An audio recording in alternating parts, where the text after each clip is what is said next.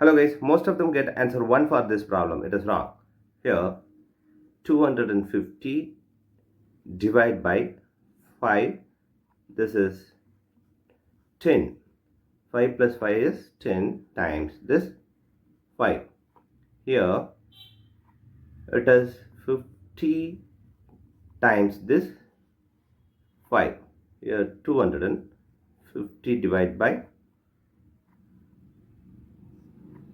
this is 250.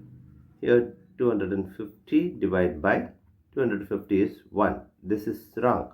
Most of the people will do like this. This is wrong. As per the order of operations, pandas,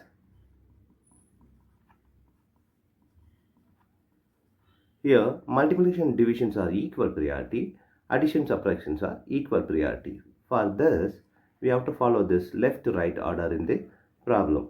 Now we are going to do this problem in correct way to get the correct answer by using this order of operations pandas. As per this pandas, we have to complete this bracket first. So 250 divided by 5 times, this is 5 plus 5 is 10 times this 5. Now division, multiplication all are equal priority. We have to follow this left to right order. So left to right is this. So this is 50 times 10 times 5.